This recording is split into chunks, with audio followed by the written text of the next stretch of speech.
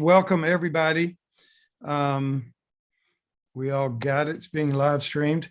It's good to see everybody. Thank you so much for being here on a Friday afternoon, which is always not the easiest thing to do. I want to start off by reading the ethics statement. It is the duty of subcommittee members to avoid conflicts of interest in performing the duties as a member of this subcommittee studying legal deserts, the subcommittee of the North Carolina State Bar. Any member of the subcommittee who is aware of any conflicts with respect to the matters before this subcommittee should disclose those at the meeting.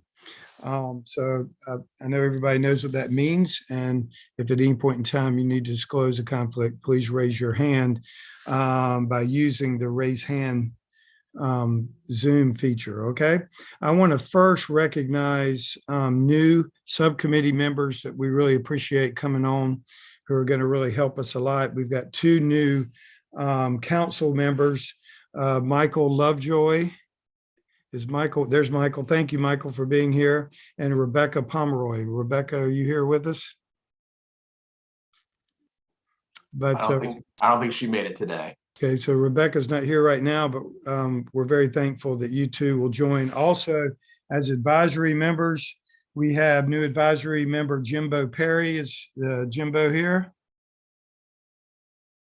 Okay, well, we're thankful that he's going to join us. Also, we have Catherine Asaro. Ms. Asaro, are you here? Thank you for being here from the LEAF program. We really appreciate your involvement. It's going to help us a lot. And also Judge Richard Doughton. Is Judge Doughton online with us? We didn't know if he'd be able to join today as well, but I know he'll provide valuable insight to this committee as well. I had the joy of appearing in front of him several times over the last 30 years. All right. I want to first ask, before we get into our main topic of the day, I want to ask for approval of the June 15th, 2022 minutes. Hopefully all the committee members that were present got a chance to review those, and I will entertain a motion to approve those in a second.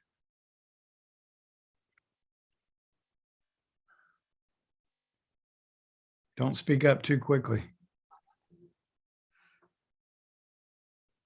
Is anybody going to move to approve June 15 minutes? We need a committee. I move to approve the minutes. Second. Thank you, Tia. Thank you, Tia.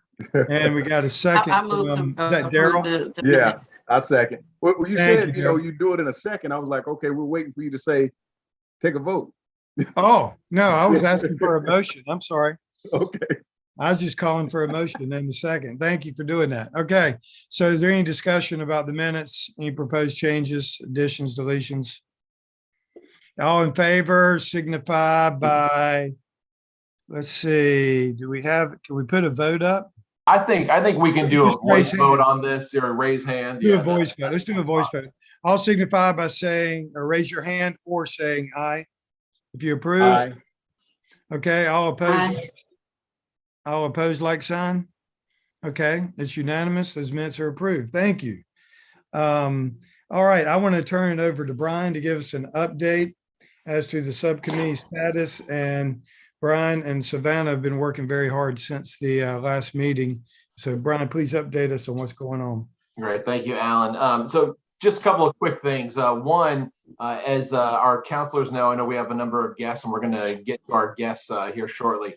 But the State Bar Council created an Access to Justice Committee as of or at the last July quarterly meeting. This subcommittee is now under the oversight of that Access to Justice Committee. As we had discussed at our first meeting, the issue of legal deserts, we all recognize, does have an access to justice or a number of access to justice implications there. So this committee is going to be reporting to the Access to Justice Committee as opposed to the Issues Committee next week. And that Access to Justice Committee is meeting next Wednesday from 2:30 to 3 if anyone is interested to join.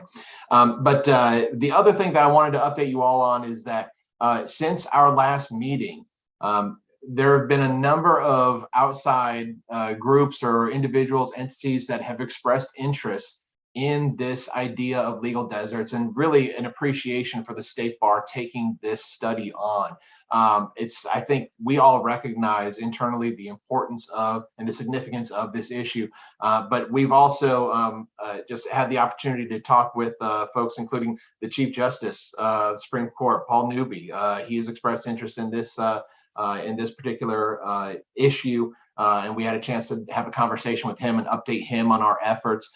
We've I know talked with some folks with Indigent Defense, Executive Director Mary Pollard, as they are looking at very similar issues in their efforts and recognizing the need. I remember last time, Daryl, you had pointed out in Alexander County, you had maybe 2 or 3 folks left on the court appointed list. And that is unfortunately not a unique situation, particularly in some of these smaller counties. And I think that's why IDS is looking at this issue as well. So without getting into all the different conversations that have been had, just the overall thing is that I think folks are interested in this topic, and we have a lot of opportunities to perhaps intersect with different organizations, their efforts to see what sort of progress can be made on this topic.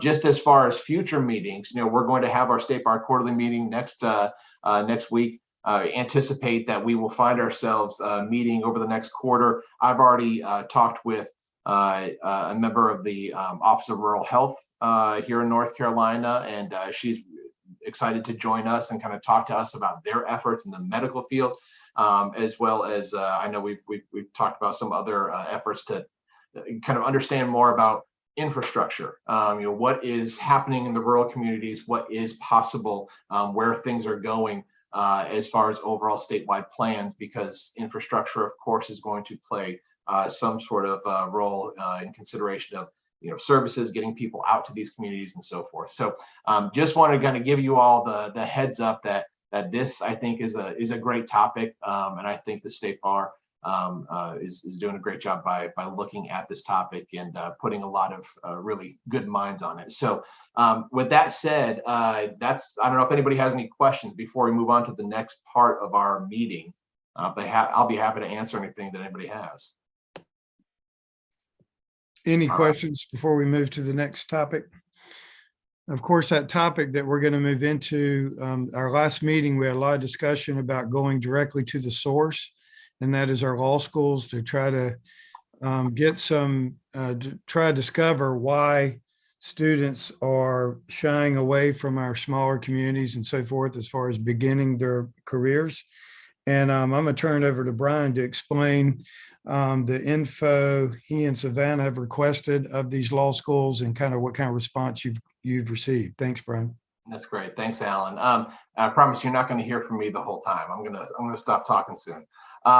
So we are joined today by a number of representatives from our North Carolina law school community.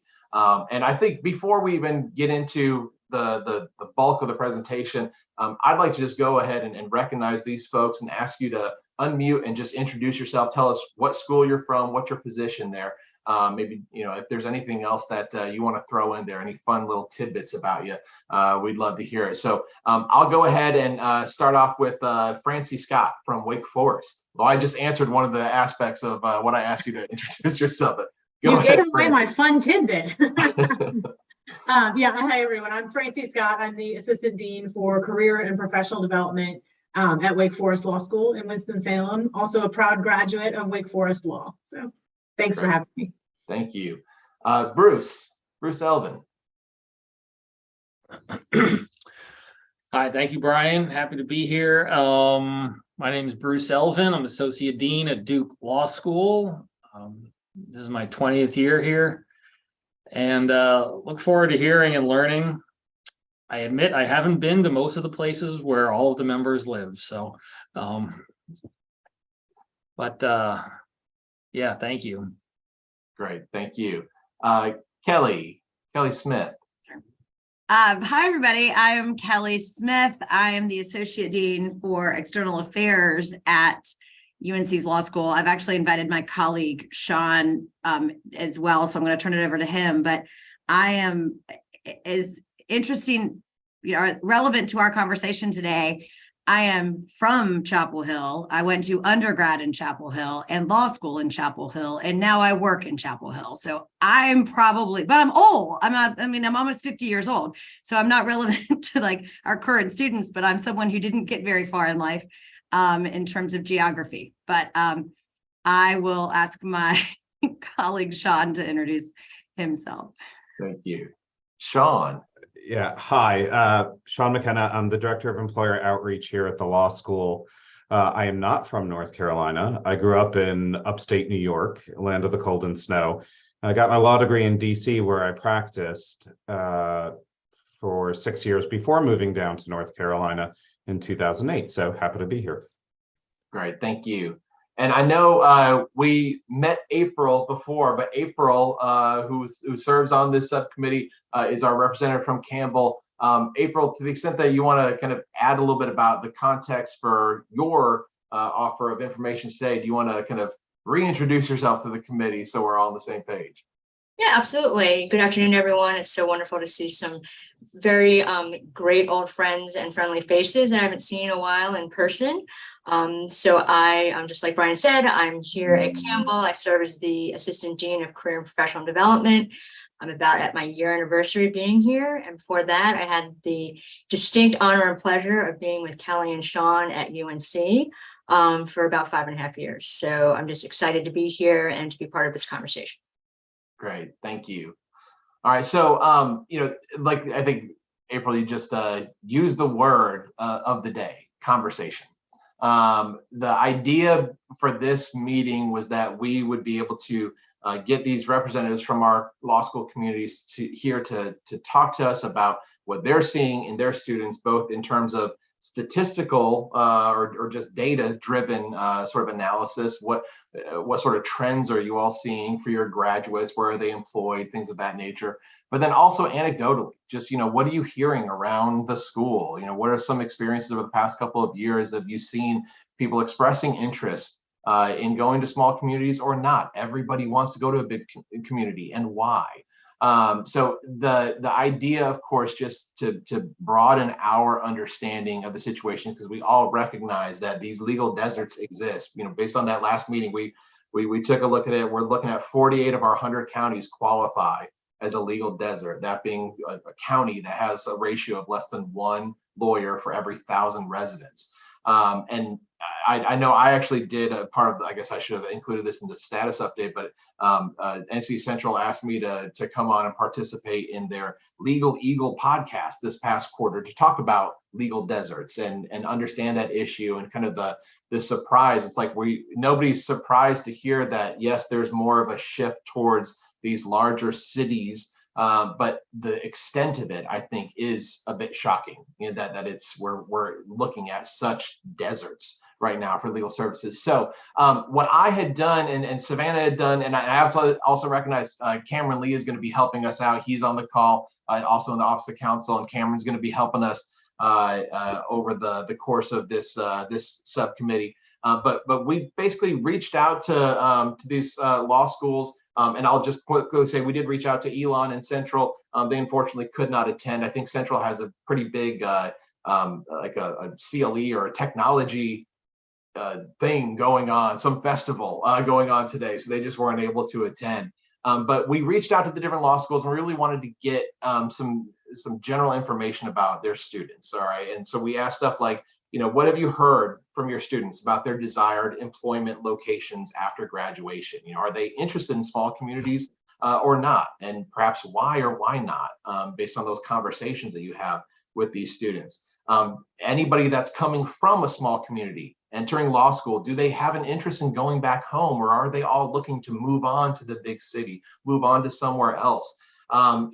What type of practices are these folks looking for? What internship or summer opportunities or even postgraduate opportunities do you all see your students drifting towards? What do you all advertise? Are folks from smaller communities reaching out to your law schools and saying, hey, we have an opportunity. We have a general practice here in our town, and we'd love to have a student come out here and help us out for the summer. So stuff like that. We just want to kind of get a broad range of information. And so what I think we can do here is I'm going to call on each school to just kind of go through, and I'll go alphabetically. So April, I'm going to be starting with you. But if we could just kind of ask you to share with us about your students. Tell us what life is looking like with the students at your school. What are they interested in? Where are they going? What does your school see? And maybe what is your school either doing or maybe hoping to do with regards to this type of focus on smaller practice or smaller communities. So it's supposed to be a conversation. If anybody has questions, feel free to raise your hand. And I think at the very least, we'll certainly get all the information from the different schools and just be able to talk about everything that we're hearing and see if there's anything that we can kind of dream up here about efforts we can make to really, I guess, like we talked about before, plant the seed of practicing in a smaller community with some of our students that would, be welcome to that idea. So April, with that said, can we start with you? Tell us about Campbell. Sure.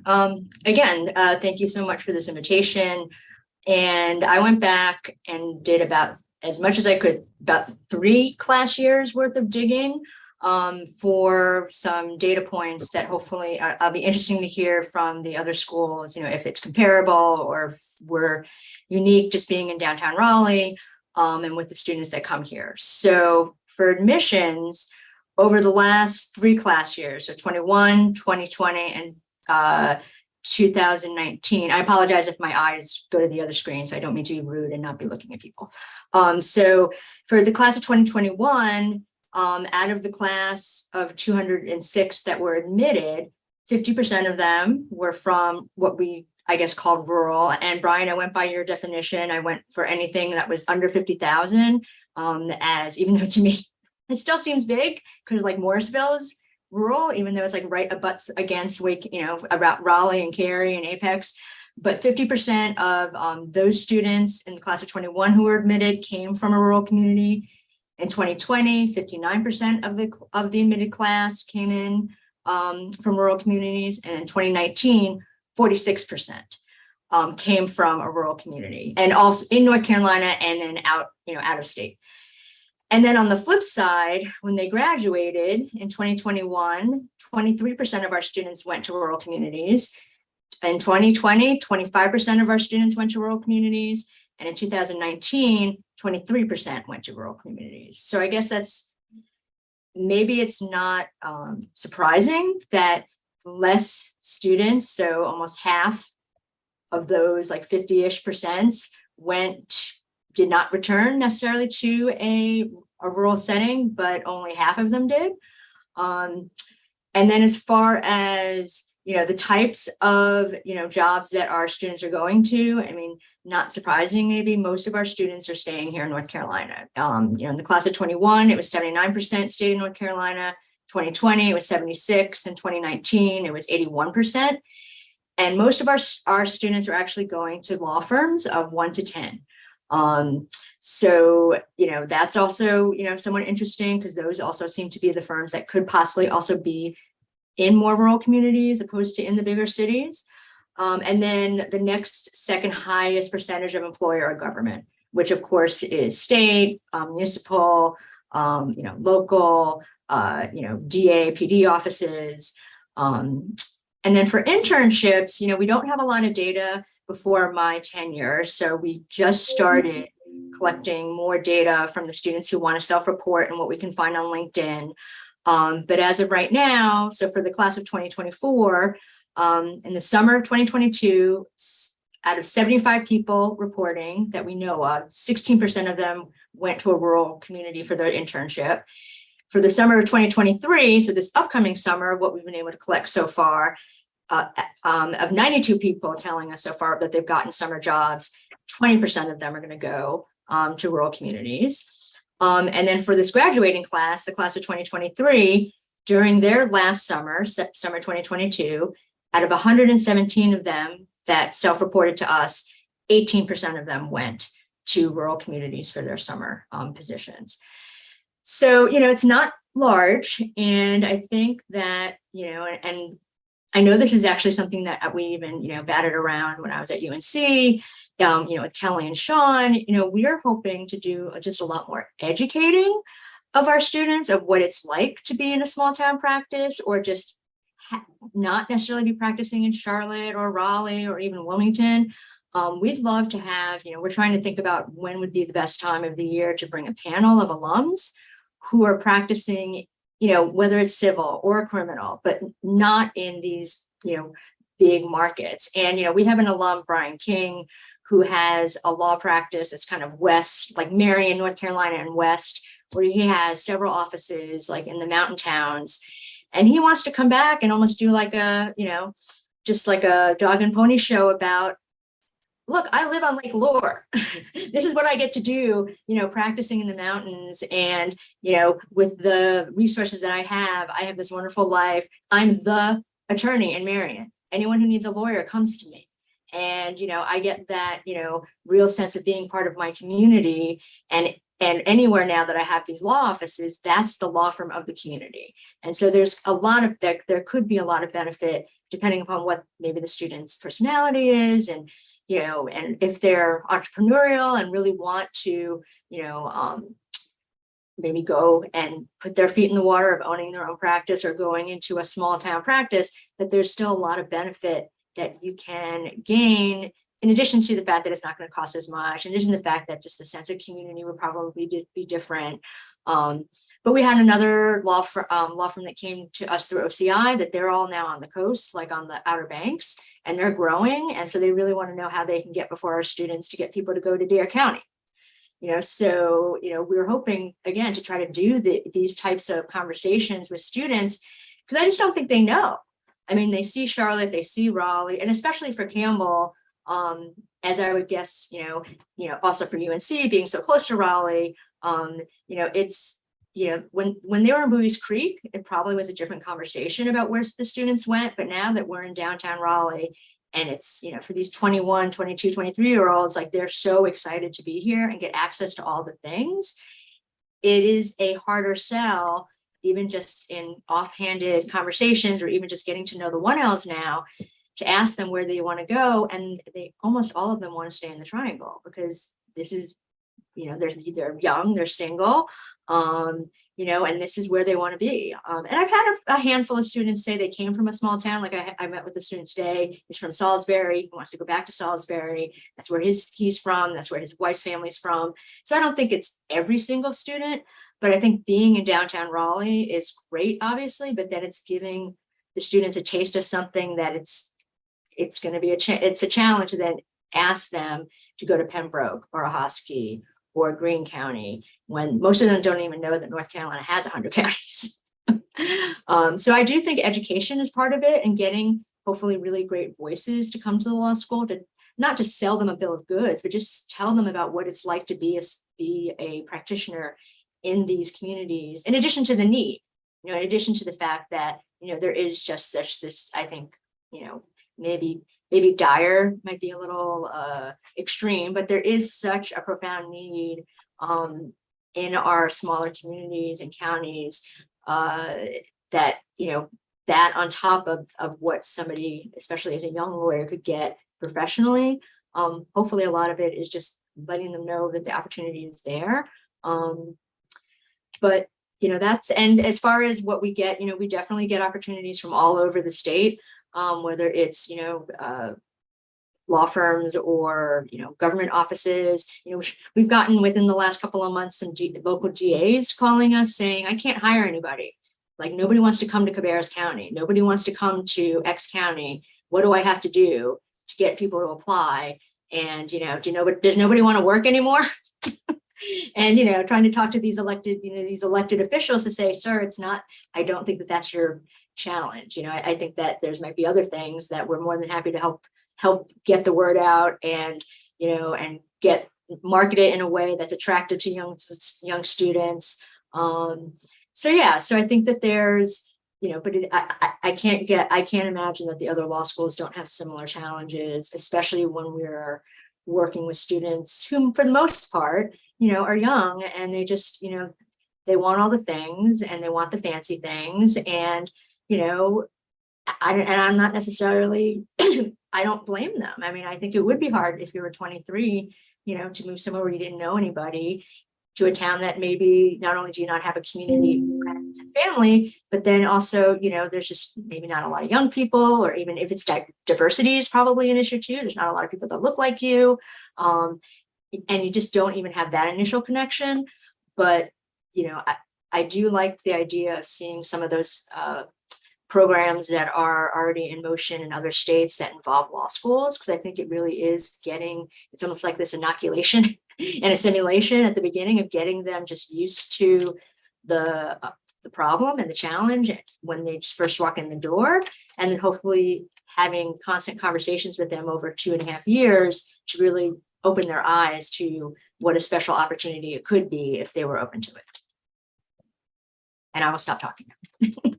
Great. Thank you, April. I feel like I've got questions, but they're probably just as applicable to all the schools. So I'm going to hold off for now. But does anybody have a question for April and Campbell at the moment?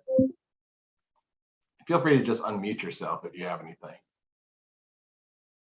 All right, I don't see anything. So I'm going to go ahead and move on. Bruce, you want to tell us about what's going on over at Duke? Sure. Well, all the reasons April said are identical. I've looked. We had about 50 people last summer, 51 Ls in North Carolina. I think the closest you would get to a legal desert was Asheville. I looked in where our entry-level grads the last few years have gone. I would say 0 go to your definition of, and it's not just North Carolina, it's everywhere, right? I mean, it's not that the practice that April described and that I understand it to be, my grandfather had such a practice, isn't a great way to live, but everything you said, and then, I'll be elitist, I guess, because that's what our students perceive. I mean, they're getting jobs at the biggest firms in the biggest cities, paying $215,000 a year. And, I think they're actually afraid of going to what you guys are off. They don't know how to do anything on day one. They know a big firm, they can get trained, they can learn. Maybe part of it is demystifying it, that if you're a smart person, you can do this. But they are so beaten up with the fact that you don't know anything on day one. Going to some place where there's like 3 or 5 attorneys would be terrifying, I think. So that's part of it as well. The bigger the place, the more runway they think they have to learn. So yeah, I mean, everything April said about the reasons why people would want to live in a big city and so forth, I think is true. And they also have no idea of like what the compensation is or any of that. And the median debt at, I don't know what Duke's is exactly, but the median private university median debt nationally is $165,000 from law school. So, you've got to do the math on that to figure out how it all plays out.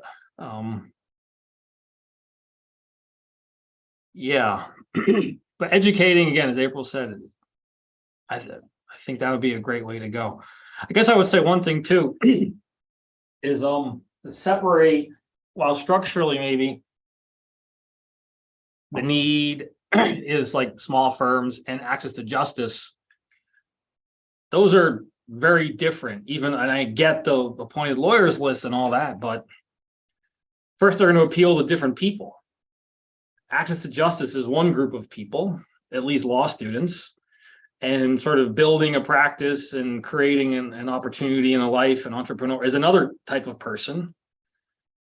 The justice piece may follow, but they are very, like I said, they're different types of people, different things will appeal to them. And also the way to get people for each of them is different, right? Like if it were purely access to justice, there's access to different kinds of funding sources and all of that, and loan forgiveness and all those kinds of things. If you're going to a small firm, at least the the way the national loan forgiveness, and I'm sure most law schools programs exist, that would not qualify for that. So I get structurally and the overlap from like your perspective, but from, well, what I just said, you also have to keep them very distinct. Otherwise, it may be actually, well, you may have less traction because it'll be just sort of confusing to people what it is. And again, different programs can apply for different people. So.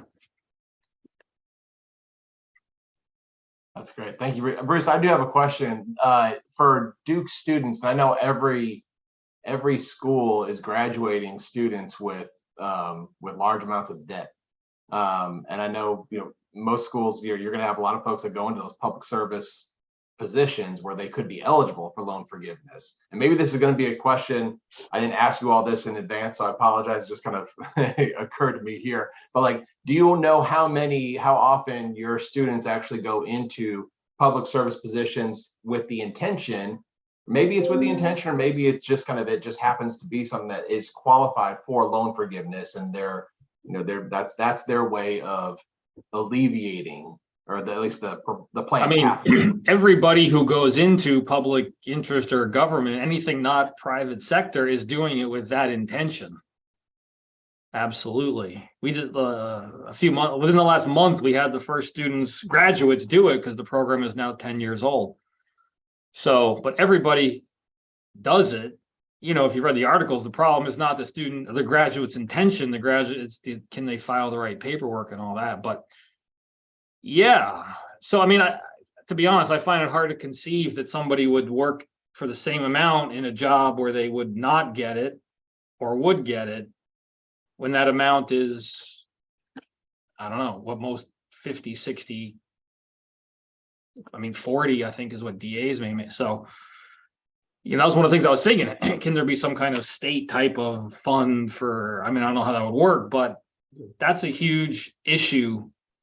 Because, right, again, my colleagues from other schools can tell you much better, but you could, with income-based repayment and in a school's, which is the federal, and each school's own loan forgiveness, you're not going to make a big salary, but you could end up paying almost zero in interest or principal ever if you did it for 10 years. And so, but whereas a law firm with 3 people, that's a private firm, that zero of that will apply. You'll pay it all back. Yeah, no, I know it's interesting that split, it almost acts as a, I don't want to say deterrent, but it is, to some extent that, if you're not going to qualify for that type of forgiveness, then you're right. If you're going to go to the DA's office or a small firm, one has a pathway to potential forgiveness, which is clearly, and I guess maybe that's a question I would imagine. I was going to ask this of everybody. What's on like a scale of 1 to 10, what would you say the number is for the importance, or maybe the weight on a student's mind or a graduate's mind about their debt load? Like, they're making all their choices based upon that? 11. 11. Almost every student who's a 3L now that doesn't have a job yet, they're talking a lot about their, how are they going to pay their loan? How are they going to start to pay their loans back when the grace period, or when that period of 6 months after graduation? And, it's no joke. These kids are, and as someone, with lived experience, you end up paying money that's more than your mortgage. And it's scary. And so it's really influencing these young people, and sometimes not so young people's choices of where they want to start professionally. Well, and if I can jump in on the debt question, I was interested. Francie actually shook her head, and I would actually say the opposite. I agree with what April said about 3Ls, but that's the problem. They're not thinking about it until they're 3Ls. So I would actually say 1Ls, to go back to Brian's question, on a scale of 1 to 10, 1, right? Because every 1L comes in thinking they're going to make the 250 at New York. We have 180 students, not every, right? But a large number of your students come into law school with an idea, and Sean and I can talk about what those students look like at Carolina, but in general, and then it's only after that stream gets sort of changed and their path gets changed over the course of the 3 years where they start thinking about the debt piece. So topic for another day. I would love to totally rework and change pre-law advising in our entire country because I think it's abysmal. And I think we do need to do a better job of thinking about pre-law advising, sorry, anyone, and pipeline, things like that way earlier. But that's my job in retirement. So anyway, but Francie, I mean, you shook that your is head. that's totally relevant because I totally agree with you. We see students who would be 100% better and more suited and have a great career working in one of your offices here on this call, but they think, and they might even have thought they came to law school, that's what they're going to do. And then they get here and then they're like, oh yeah, the debt adds up and I can make $200,000 somewhere else. Again, you can talk about expenses and taxes, but still they don't even put that together. Then, so yeah, the debt is a huge, and the awareness and the people coming in is a huge factor. Yeah, I was just going to add that I don't necessarily see students weighing it as they're making career choices. Like they're not necessarily saying, okay, I need to do this because I'm going to graduate with this much amount of debt and I need to earn this much money. It's more that it comes in as a stressor, kind of like Kelly said, later on when they're sort of realizing, wait a minute, like I'm looking at this salary, but I'm going to have this kind of loan payment. I also, one of the big differences I see in kind of private practice versus a public interest, like you said, there's a significant balance of, you know, if you're going to be making $54,000 a year coming out of law school in a public interest job, you've got a potential for loan forgiveness. But in private practice, it's not going to stay 54,000 for very long. What we talk with students a lot about is kind of the increase in salary as soon as you become, you know, in private practice, you really have a lot kind of, you know, you have to think long-term and you have a lot more potential earning versus in a public interest job, it's pretty much set and it's going to stay set. So again, you know, like April said, these are 20-year-olds who aren't really, 23 to 5-year-olds who aren't necessarily making that long-term calculation, but there's a lot that goes into their thinking. But how many students are like, I don't really care which one I do. I'll work in either one. I'll work, you know, in some government agency or a small firm. You have a lot of students that are that are equally predisposed. I don't. I mean, Wake Forest, our students are significantly private practice oriented, and I don't know what that. It's been that way. I've been here for 11 years. That's just that we send most of our students into private practice, and you know, despite the school's efforts at, you know, promoting pro bono and public interest, and it's just not. We don't have a significant number going into public interest jobs over the course of time. And so far, what I've seen here at Campbell is, I mean, just because we push advocacy so much and we have the competitive advocacy program and we make all the students take trial ad, you know, if they don't go into private practice, they go to a DA, they do maybe go home or go to a smaller community. They do DA work. They want to be prosecutors, or, you know, public defenders. Now that we have the family law clinic here, we have a lot of students who come in knowing about the family law clinic and they want to become family law practitioners. But yeah, I mean, I think that, you know, yeah, this is very interesting. They want to do it in Raleigh.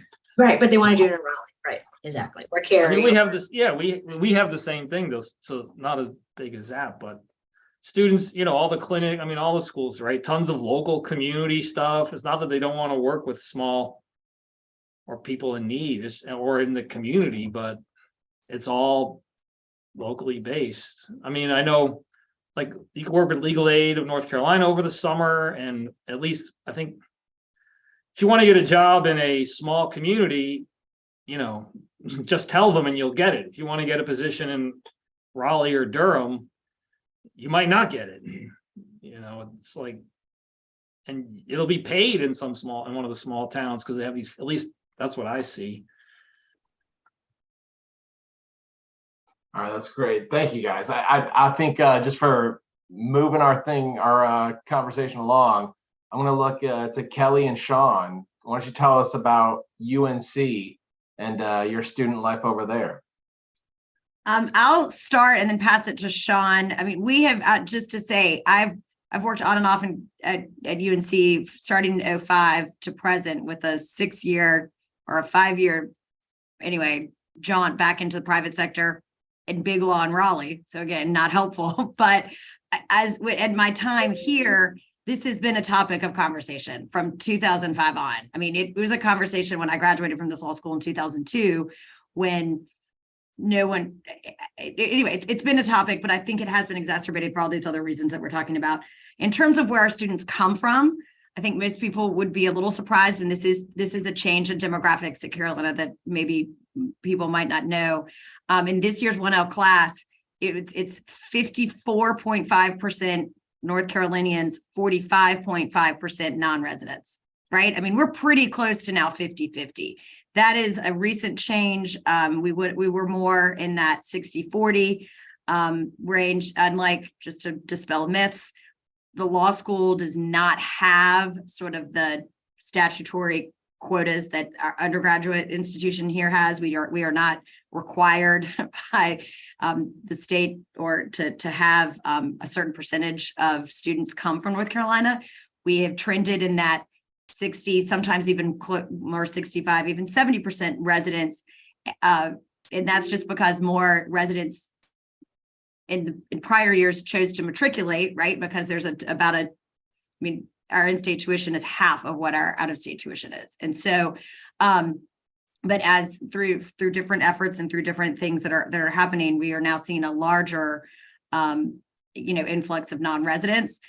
While I don't have the data, I would say anecdotally, a lot of those non-residents I hear are coming to UNC Carolina Law because they want to stay in North Carolina, right? I mean, it's not helping this issue. I mean, it's helping in some ways, and then of course they pick the metropolitan areas in there. But I worry about not over just from putting a career development hat on legal deserts, but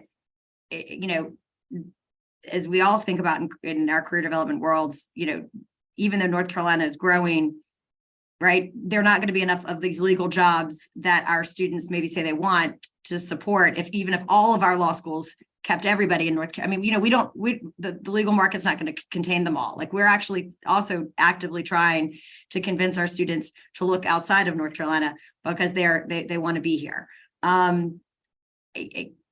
So that's just sort of the front end. Maybe what I would say is, Sean, do you want to talk on the back end?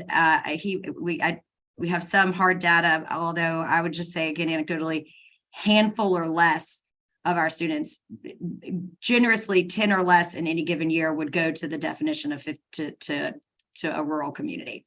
But I do have some success stories that we might have time for. The only thing I'll say, I'm disappointed, or I'm sad that Jimbo Perry can't join.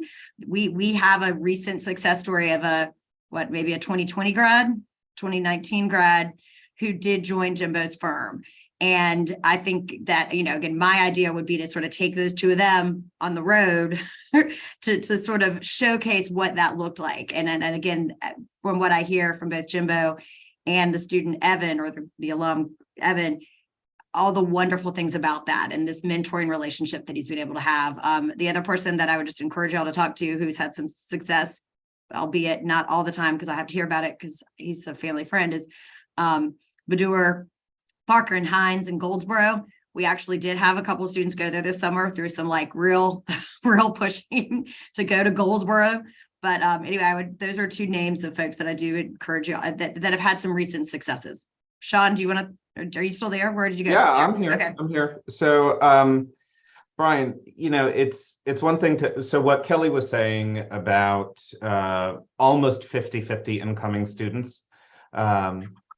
For the last 5-6 years, outgoing, it has been even more closely 50-50 students who stay in North Carolina and students who leave.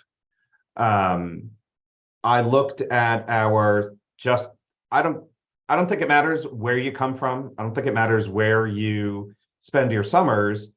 Like, the proof is in the pudding when we're talking about our graduates. Where are they going? And they are not going to a small town, pretty much anywhere. When I looked at the last classes of 22 through 20, when I looked at them, it's just not the most recent class. The most recent class we reported on, 45 of the 107 students who stayed in North Carolina, 45 stayed in the Triangle, 26 went to Charlotte, only 7 went to the Triad. It is impossible. I have been banging the drum for Greensboro, to a lesser extent Winston, and students aren't biting. You know, in that class, we had 1 person go to Bolivia, 1 person go to Elizabeth City, 1 person go to Gastonia, 1 person go to Hickory, 1 person to Jacksonville. But like, it's not happening, and it doesn't matter, you know, the income growth potential. You can have, yes, we should try to educate the students, but they can't get past the fact that the average debt load now coming out of UNC is like 90 grand.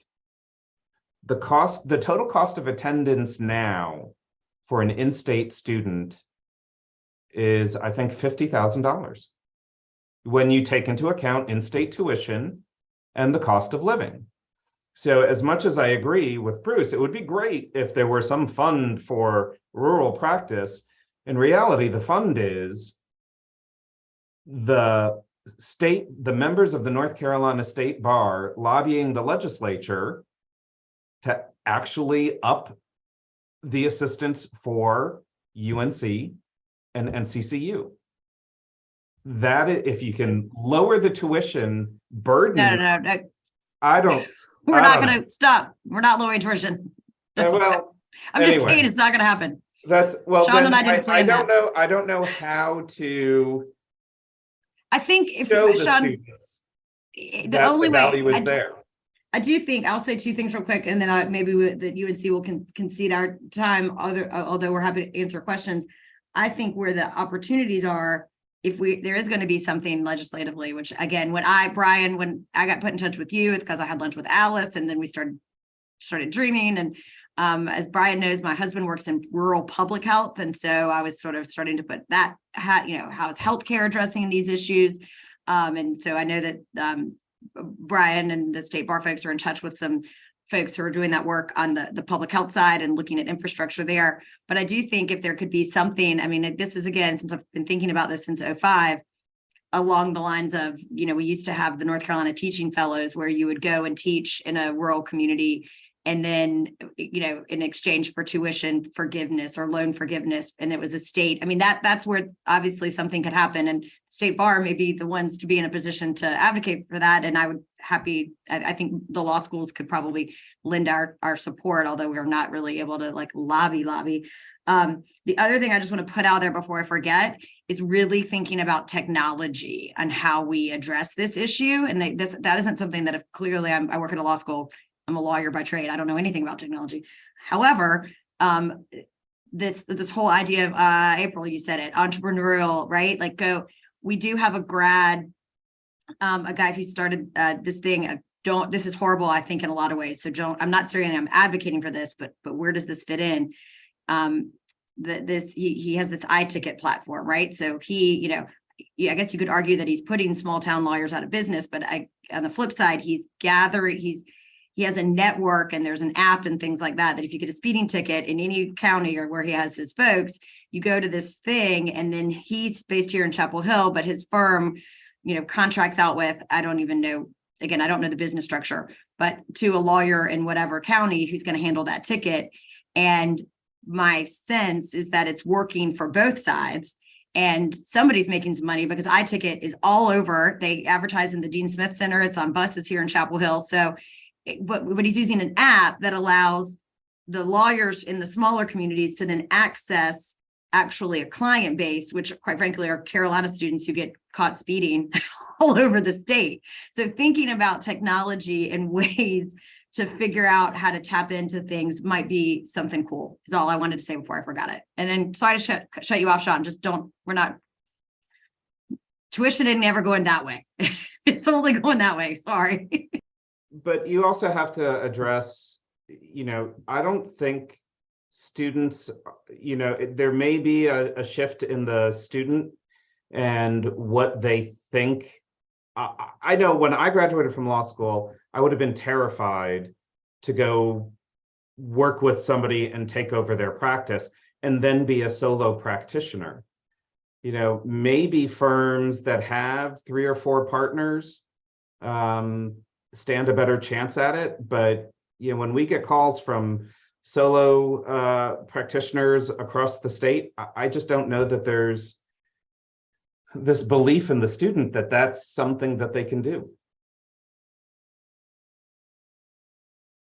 Well, and we're not really teaching that either, at least at our school. And I hate that. I mean, we're not teaching law firm practice. We do have one class. I will actually, hold on. Luke and Sherry Everett do teach a class on small firm management. So, but I think it's only offered every other year. That is something that at least at law school effort we could do. But if there's ways to provide some type of training and support for that, that might alleviate that. But, I don't think we are doing a good job of educating anyone about how it would even work and what it really means to be a small firm practitioner. You're getting to the risk, right? So there's taking a job, one of the perceived risk is so much higher than going to the biggest firm you can get in the biggest city or a bigger city, right? If you're in a bigger city and your firm goes under, there's someone else nearby you could probably go work with. If you're in a big firm, first of all, they hire further in advance, right? To get a job with a small firm, it's probably after you've passed the bar. If you get a job during your first year or second year that you're going to have postgraduate, most people will take that. If for no other reason, then their risk is reduced and they can stop looking for a job.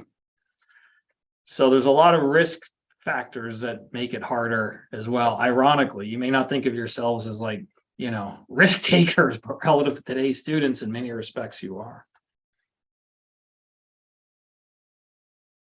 Great. Thank you, everyone. I think this is all just fascinating. I don't know about everybody else. There's a lot to chew on here. So with that said, I know we're approaching 3 o'clock. Francie, you want to talk to us? We've got till 3:30. Okay. So it's not like, give us the 2-minute version. No, Francie, tell us about Wake Forest, and then we'll kind of open it up to everybody. Great. Yeah, this has been really interesting. And I think I have some follow-ups. It's interesting to hear from UNC because I think in terms of data, I think we're remarkably similar in the kind of percentage of students who come from in-state and North Carolina. This was very different from Campbell that I thought was interesting. Our Dean of Admissions gave me a statistic on our entering JD students, and he did a rural zip code analysis based on something from HHS, but only about 13% of our students are coming from a rural area. They had a zip code in a rural rural location. So I think that's a little less than you mentioned at Campbell. We actually have decent data from internship employment, although I sort of agree with Sean that I don't know that this is really, while we try to, hopefully the summer work leads into a permanent position, sometimes it varies. But it was pretty consistently in terms of location, 80% urban, 83% urban, 17% in rural cities, almost half in law firms, really only about 8% in public interest, a little higher in government. But we are definitely a private practice heavy law school. And then at graduation, I was just looking at North Carolina, just trying to get a sense of kind of urban versus rural for those students who are the graduates who stay in North Carolina. And we do, it's pretty consistently about 80% in these urban cities. And there's been a trend upward. It's definitely gone from back in 2017, 2018, where it was like down around 70%. It's closer to 83, I think, this past year, 85. And I think that's a product of the market. Honestly, like the Charlotte, it's just dominating. And these firms are hiring more students. So, where they may have hired, one firm might have hired 5 of our students, now they're hiring 10. And it's just, when we talk about convincing students to go, let's say, essentially, I don't know that we're going to move the needle on those students who are going to Big Law in Charlotte, or like Bruce said, these firms in New York City, like, you are never going to start, you're never going to match the earning capacity if you go to, Kirkland and Ellis in New York. You're not weighing, the student is not weighing that decision. They're not saying, well, I'll either do this or I'll go to this, solo practitioner in Murphy. I think there is a type of student that we really kind of need to target. And I think you guys were like, it may be that student who came from a small community and has at least some familiarity. I don't know that I have students who come and say, I'm from a small town and I want to go back, but I know that I've had students who come from a small town and it's easier for them to contemplate life in a small town. So they're more willing to consider that aspect. And I think, with an incentive and with training, that's the type of student who is going to it's going to resonate like, hey, this is an area that there's really an opportunity. And you should think about going back there. And we've done the same thing. We've tried to have educational programs. We've got some really dedicated alums who want to hire from Wake Forest, and they come every year. And with that, they've said, like, we'll just, we'll do a panel, we'll do a, lunch program. And we just have struggled to get the students to show up. We really, and I've prepared them. I've said, we want you to come. That's great, but you need to realize that there's probably going to be like 3 students. So I don't think it's necessarily that we're not providing those opportunities, but I think if you can combine an incentive, if there was a real incentive to go to a rural community and build a practice there, and if you felt really confident, if you felt like I'm going to get the training that I need, then I think that might help move the needle. But I think it's going to take more than just kind of presenting this as an opportunity for students. And secondary to that is really identifying those students for whom this is a real possibility. There's a certain point where it's like, I'm not going to bother with, sorry, Duke, like this, sorry, Bruce, this Duke law student who, they're not coming to Murphy. I mean, well, not addressing that, but is there a particular reason the conversation is focused on students? What about experienced people who have gotten past the big city life and all of that? And even more focused, what about big city North Carolina people? They're already here. They've driven through these towns on the way to the beach or the mountains. They may be ready for a different stage of life too. I think you would have, it's hard. It's not a pool of people, but they may be more ready to do something different and intentionally. I think that's a really interesting point because, Winston-Salem, I struggle to keep students in Winston-Salem, which I think is a lovely town. I know Sean thinks it's pretty rural. It's not that it's rural. It's just, I can't even get students to think about Greensboro. Yeah. And Winston's like another 30 minutes further down the road. Right. But I do, so, I have a number of students who will go to Charlotte. They'll be in Charlotte for 3 to 4 years, and they're coming back to, as soon as they get married and have a family, they can't deal with that traffic and they're coming back to Winston. So Bruce, that's actually a really interesting idea. What I think you would run into is the lateral hiring market right now. Because, and I think if you talk to practitioners, they're going to tell you, like, I can't find anyone with 3 to 5 years of experience because they're all, just completely swept up right now. I think that's going to change, but just right now.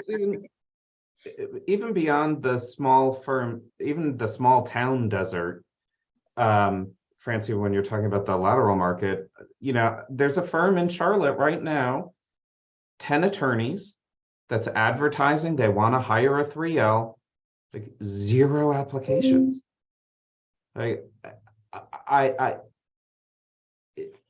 I agree we should be looking to solve the problem. People are going to need to look at experienced attorneys. That's an incredibly good point from Bruce. But I don't know what type of education, what kind of message needs to get through to students. And we had somebody who went to a small firm in sort of north central North Carolina, and less than 2 years later went to Charlotte. I honestly, I don't know how to do it, because even our small town students have been in here and said, I need something bigger than where I came from. So it's going to be an uphill battle until they're ready to return home or to return to what they came from. I mean, we have tons of people, as you guys know, who moved, you know, probably your schools too, went to somewhere else, big city in the country, and for them, right, Raleigh or Greensboro is the smaller town return, but there might be some who are ready to do the next step of, I mean, you'd probably need like some kind of, you know, like I love New York, you know, like that's a statewide mark, come to New York. If you have to be like, what are the virtues of this type of practice in North Carolina? Like a statewide organized recruiting effort or something for, you know, experienced attorneys. I mean, that could be something like we have the, what is it? I mean, the law schools know the small, medium size, we have employers, and we do one in the East and we do one in the West. NCLIP, the North Carolina NCLIP. Legal Interview Program. Yeah. I mean, like NCLIP for lawyers with 3 to 5 years of experience. I don't know. I don't know. More. I don't know who's I mean, the gonna, other, and you more. also have training, right? Like someone who's big at a big corporate firm or litigation in the biggest cities, they're not going to know what to do with you. You're not, you know, they're going to know how to help you initially. You'd have to train them as well. And a lot of the stuff I would think, but I mean, they're obviously smart and high achievers and hardworking, but you know, part of the advertising campaign, Virginia's for Lovers or whatever, would have to include, and we'll train you on these things. But I mean, now maybe this is the time, right? It's like a more compelling life. Everyone complains about that as a lawyer, right? In the big cities, so. But from the older attorneys who are in these smaller communities, you know, we had a student who spent his first summer with a solo practitioner, spent his second summer with a solo practitioner, that same solo practitioner, was in talks about taking over the practice, and then anecdotally, you know, the opportunity fell apart because the solo didn't have enough money to pay him for the first year, because of some expenses, some personal expenses. But there are just a lot of hurdles especially for a solo, to convince somebody with $90,000 worth of debt that they're going to be able to do this and build a career. One thing I wanted to add too, that I had an interesting I'm actually in Wilmington right now because we had an alumni event last night, and I was asking about the market here, and there are only a couple of, you know, I think Warden Smith and Brooks Pierce have offices down here. There's probably people from Wilmington on this call, but what was interesting, Oh, yeah. So, and I was asking this particular alum, like, why aren't other firms opening offices down here? And he said, you know, those firms, they can't bill their clients what they would bill their clients in Raleigh and Charlotte. And I think that has to be taken into consideration when you're looking at these smaller towns. Like, realistically, you know, Womble Bond Dickinson is not opening a rural office because they don't have the client base there. They're not going to be able to charge what they do in the bigger cities. And I mean, somehow, I don't know, I haven't quite put the pieces together, but that factors in, I think, in some ways as well.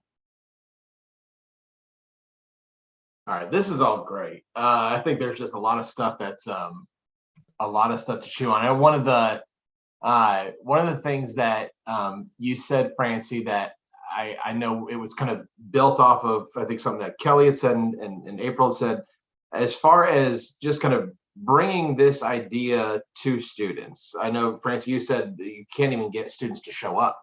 to these panels. But then, Kelly, you were talking about the dream of getting Jimbo and his associate out there. And that was something that the subcommittee discussed at our first meeting. Could we get some of our counselors, maybe other practitioners or whoever that are in smaller communities that can go to the law schools and share their experience, share their reasons why they went to a small community and what sort of success they had. I mean, you look at even just kind of looking at our current president and our president-elect being from small communities, now being the officers, the president and president-elect, well, I guess soon Marcy, the president of the North Carolina State Bar. And would that be impactful? So I guess maybe my question to all of you from the law school is, do you think your students are even interested in this message, in this perspective of there's something beyond the large city practice that you haven't even considered? Do you think they'd be willing to receive that message and really listen? There are probably 2 times when you could get that message across. Somehow in the middle of the 1L year, maybe at the beginning, to start to build relationships between the practitioners and the students, and then in September of their 3L year, because that is when all of the big law dreams have finally died, and they have to then really focus on, how am I going to use this degree? How am I going to build my skills? How am I going to, I think those are the 2 times when students would be most receptive to those messages.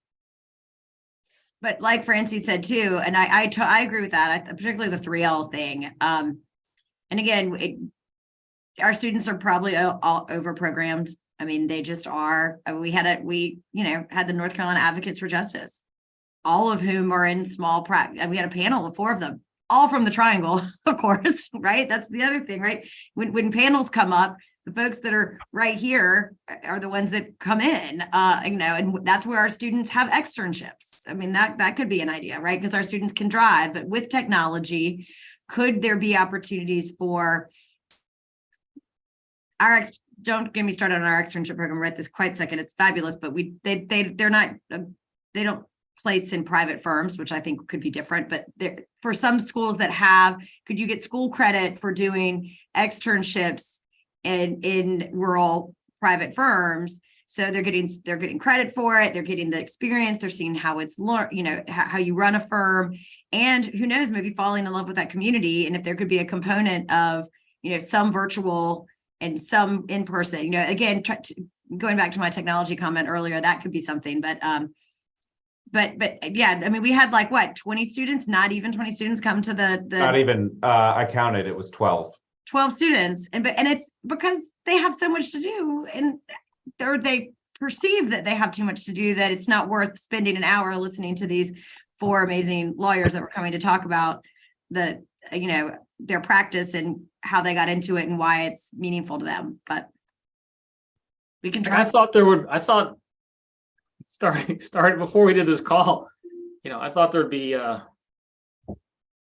we'd be the outlier in having limited interest in these types of markets, especially since the University of North Carolina, you would think, would represent, the important places in the state, Kelly. But I guess, but we love to tell that story, but if I went out there and tried to find, yes, if I'll just be candid. If a member of the General Assembly walked in here today, I'm going to talk about how we love to serve small town, and we do, but we do it in other ways too. Like through pro bono. The reality is it's still a tough sell for, yes, our students at this, and it has been for years. So if it were me, I would, like I said, I know I said it, but now hearing it all, I would not waste much energy on students. I would focus on people 7 to 10 years out who are at a point of life changes, about to have kids and family, or have small kids, and burned out of whatever big city you might want to call, whether it's Raleigh, Charlotte, or New York. And And I think the other challenge, and I'm sure all of the schools, they have students, their students, most of them are living off of, they're living there, especially here in downtown Raleigh. You think that, they're living at these apartments that are like $1,800 a month, and they're, coming in here with their grande Starbucks lattes every day, with no job, right? They have no job. And so then to tell them that they should go to another community, and what are they going to do with their apartment, and how are they going to find housing in the other place? And, or maybe they do have to drive 50 minutes, even if they could do it and that wasn't a gas to them. The gas might be an issue, so I think there are also resources. So we actually had a firm in Greensboro who was just starting up, like they wanted to start, they came during OCI, and they've never really done a formal, intern, summer associate program.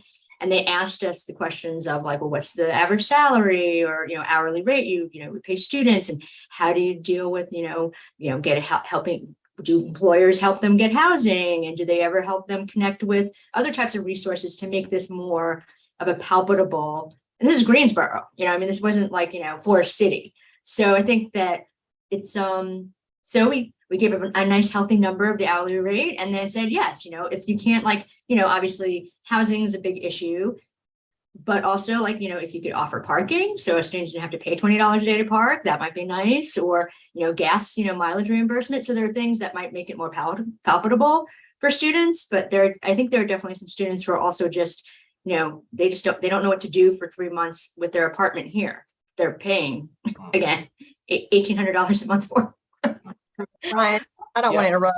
Yes, please. Is this a good time? I know 3:30 is approaching, and I have a couple of questions and a couple of comments. Is this a good time?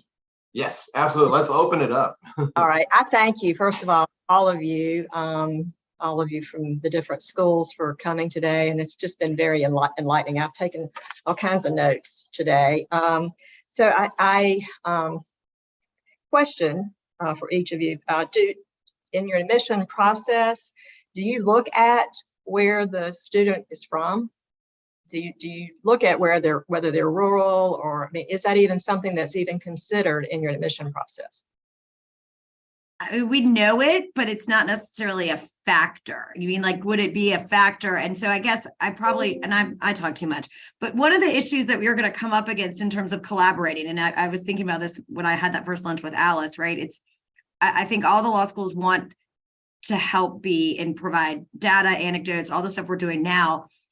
Our mission, unfortunately, sometimes even ours, right? Like I struggle with this. I feel like I'm talking out of two sides of my head because I'm a public law school here, right? But on the admissions front, we're trying to bring in students, and with certain incoming statistics, because then it feeds into rankings and all the things, and that's how we keep our jobs. Quite frankly, same with they have to get jobs on the outside, and we're going to do whatever it is. I mean, at the end of the day, they need a job, and so there's some competing interests. But to answer your point, we know what it is. It's not necessarily a plus factor or a negative factor. It's one of, if that's what you're getting to. But we know where they're from because they have to put it on, but it doesn't necessarily change their. I was just curious because I do agree with several of you have said this, and I agree that those of us, and I'm one of those, I'm from a Smithfield, Johnston County, and I thought I was going to stay in a large city when I graduated from law school, and I was going to, and actually had an offer from a large law firm, and I did not do that. I went back home, and so I do think that one pool of potential lawyers would be those that are raised in small communities, and so I hear what you're saying about why mess with students. I think that you can't just limit what we look at. I think this, and I hear what you're saying. It may be hard to get students. It might be easier to get lawyers that are tired of the big city life and they want to come and see if the grass is greener on the other side. And I think that's an interesting thought. I think that's something we should look at, but I think we have to look at our students as well. And I'm just wondering, I know that when I was at 1L, and that has been almost 40 years ago, no, 43 years ago, whatever. The first year, when you're there and you go and you do your, I know, I'll show my age, your legal bid and all that stuff that you do, you're required to go to that. Is there any way in that first week or so that you have these 1Ls that you could, or before they get too busy with their studies, that this concept of looking at all kinds of options as you go through these next 3 years, in terms of where you may want to practice, what kind of practice, bring in lawyers from the various practice areas, various geographics, big firm, law firm, small, rural, just to kind of at the very beginning of their studies to let them know that there's a wide range, so they don't kind of close off. And I always told my children, and I believe this to this day, is you don't close doors.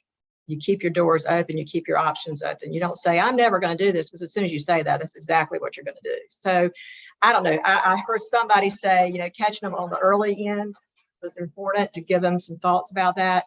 And then my next question is, what about the bottom percent? So we all know that not everybody gets to go and practice law with Todd Brown, in his big firm in Charlotte, right, Todd? I had to pick on him a little bit. So those whose dreams have been shattered and they can't go hang out with Todd in Charlotte, and they have to come and hang out with maybe Dion and me in Johnston County. I mean, so why can't we get some of those lawyers who don't have those options to go to rural communities? Well, those will increase. Well, if there's a recession, that will increase. Every time the big firm jobs, in 08, 09, all that period, small firms shot up a huge amount of where entry-level positions went. So not that we want that to happen, but that's the time to pounce, I guess, assuming your businesses are sustainable in those periods. It's true. You have obviously not, you have better candidates, just in a difficult market. Well, just because you're in the bottom of your class doesn't mean you're not a good lawyer. I mean, there are probably a ton of really fabulous lawyers, especially in the trial lawyers. You can hear some of their stories. They did not graduate in the top part of their class, but they have that personality, or they have that whatever it takes to be a trial lawyer. So, and then I just like to say that we are going to be studying in our issues committee at the State Bar the succession planning and what we can do from a State Bar perspective, and helping lawyers who are, near the end, solo practitioners, small firms, near the end of their practice. And I love the thought of getting some young law student in there early with somebody like that. They get the mentorship, they learn from them, and then they can, and I heard you, Sean, that you didn't have the money to pay them the first year, so they may have to be it was a kitchen remodel, from what I understand. That he did that and couldn't pay. Well, whatever. I do like the concept, though. Kind of glad we didn't send anyone to. Yeah, I like the concept of the young lawyer, because mentorship is so important. I spoke at the district court judges conference recently. I had one of this week, in fact, I had a judge approach me and said, that about the South Carolina mentorship requirement? And I told him I didn't, but we need to find out about it. But apparently you're required, he said, and again, don't quote me on this because this is all I know about it, is when you graduate, before you have to have a mentor, period, to practice law. So I mean, obviously, if you go to a big firm, you got plenty of mentors, right? You can sign up who that mentor is. But if you're one of these, at the bottom of your class, and you can't get it, you got to go hang out a shingle somewhere, and you're going to have a mentor. Well, even if you're in a rural community, you could have a mentor.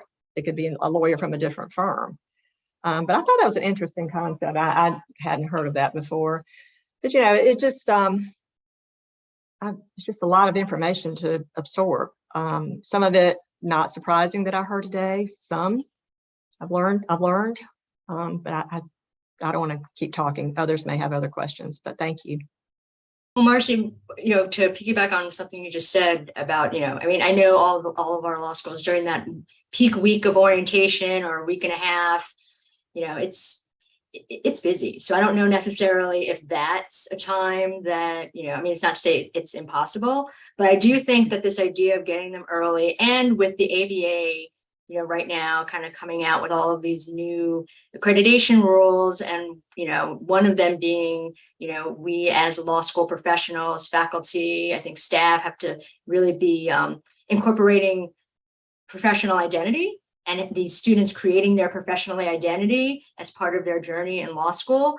I think that is a really good, that would be a good entry point, I think, to these kind of, you know, even if it's just us talking at them and not as much of a dialogue like what we've just had over the last hour and a half. I think that could be another way to at least keep banging the drum of why it's important, at least in the law school setting, to make sure there's lots of different options being shown to these students about what being a lawyer could possibly be and mean to them. And especially if we're going to be continually helping them, you know, establish their professional identity, you know, before they leave. Well, I know we've got just about 5 minutes left, but I want to be sure, does anybody on the committee have any questions, comments, anything like that? I've got questions, but I'm not going to dominate the time here. I just wanted to say, this is Catherine. So I'm the executive director of NC Leaf, which is the loan repayment assistance program. And so I very much appreciate being here. But one of the things we just recently put into a grant proposal was to put together, we called it a CLE, but just something for, we were thinking third-year law students, but I'll probably pick your brains later, because there's a lot of very good information about that public interest loan forgiveness program that you need to know before you take the job in order to get those 10 years to qualify. Like there's some jobs, if it's housed in a certain place, you will not qualify, but if it's housed in a different place, you will. And there's nothing intuitive about it. There's no way you would know that. And there's no way you should ask about it. And so that's something that we've been looking at, just because we're seeing people, 30 years out who are still paying loans. And so just on the other end of that spectrum. And then the other thing I just wanted to say, following up on what you were saying, Marcy and Bruce, about the later in your career, as far as where you wanted to go work. Previous to this, I was running disaster legal services for the Pro Bono Resource Center. And we actually, it was funny. I probably at least 10 attorneys from volunteering somewhere in Eastern North Carolina and having a very good experience ended up changing jobs. And so I think there is something really to be said for that you have, at that point, you feel much more confident that you've got the skills.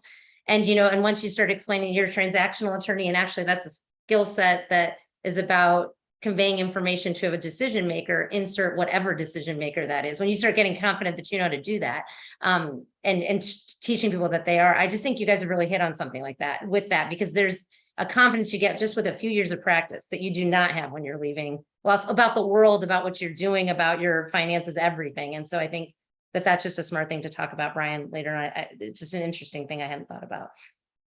Oh yeah, absolutely. I think, Bruce, your comment, I mean, I've been sitting here the whole time, not really listening, but just dreaming of practicing out in the mountains. That's so, that's a different topic. No, I'm kidding. I thought that was a really fantastic observation. Just one thing that's come into my brain here, when we're talking about incentives, the 3L, or I guess what we call the 3L practice rule. I mean, it's not exclusively the 3Ls, but just getting practice experience, being able to practice under the supervision of an attorney while you're in law school, is currently limited to, pro bono efforts, and whether you're in a DA's office, or something like that. Do your students show interest in getting that practice experience? And do you think if that 3L practice rule was expanded to allow students to get authorized to practice under the supervision of a lawyer in one of these rural communities, would that be any sort of incentive for somebody to choose a smaller community for the summer, because they can actually go out there and do private practice, but they can get externship credit and actually get into court?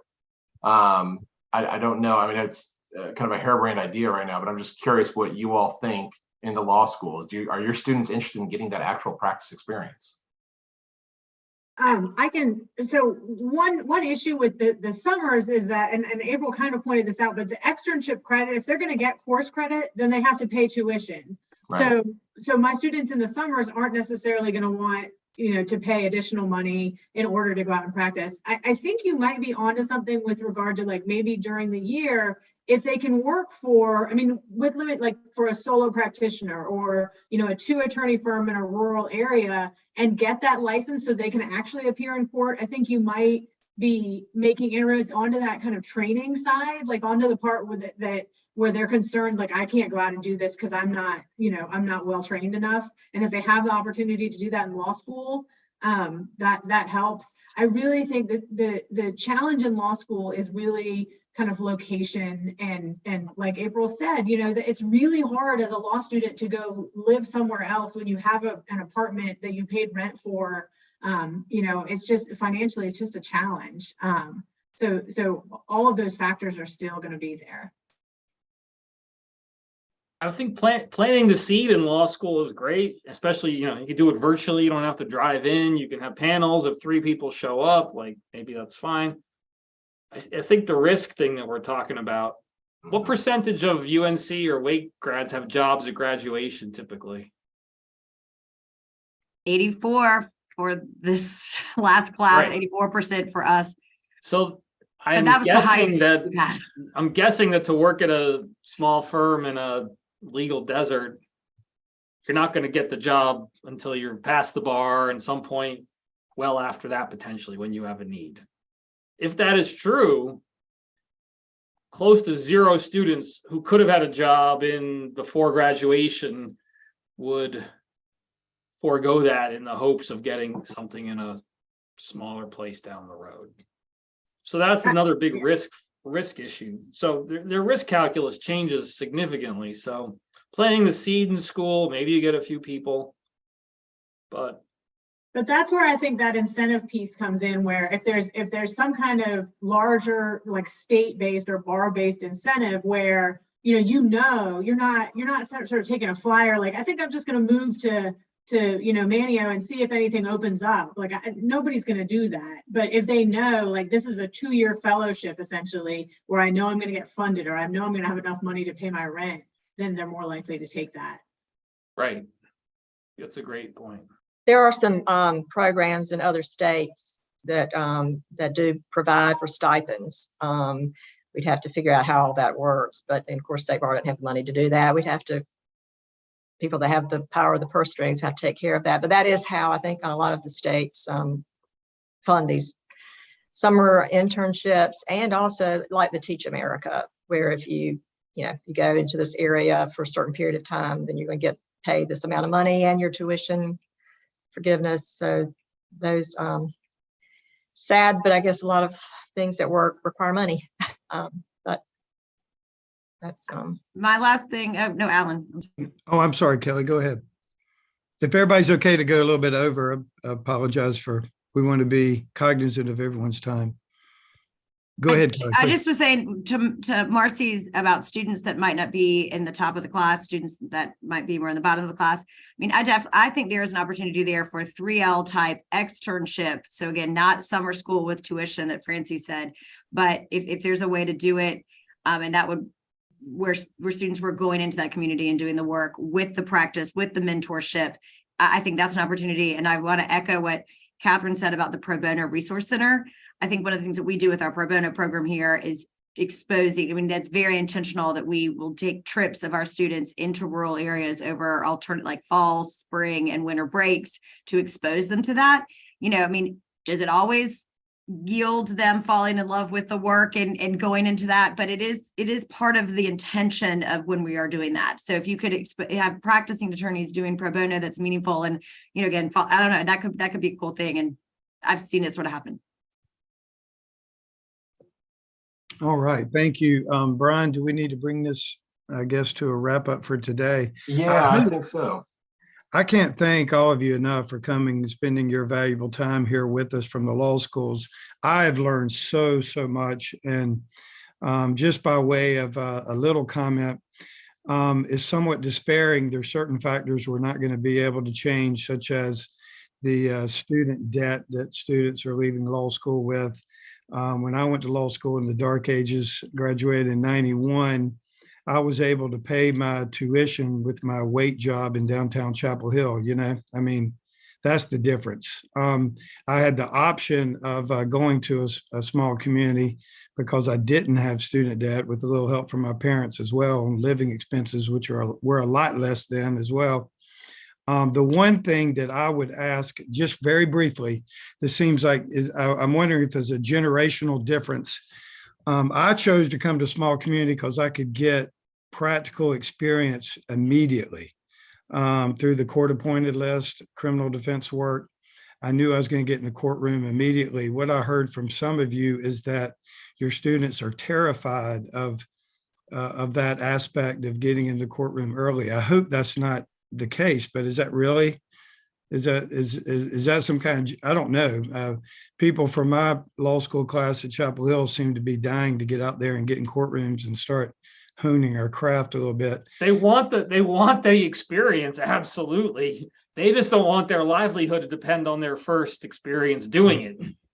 I got you. And when I came out, the disparity in the associate's job I was able to take was not that great compared to my friends going to Charlotte, Raleigh, even DC and New York at that time. There was a disparity certainly, but it wasn't near as great as it is now as I get. And I didn't have the student debt. So those kind of factors are difficult to overcome. But I do agree with Marcy that we need to continue. And thank you for all these strong ideas from all of you about we just got to keep reaching to the law schools and doing what we can to educate about, I mean, my small town of Morganton, we got 3 microbreweries downtown now. Are you kidding me? Do you know how much fun that is? Come on now.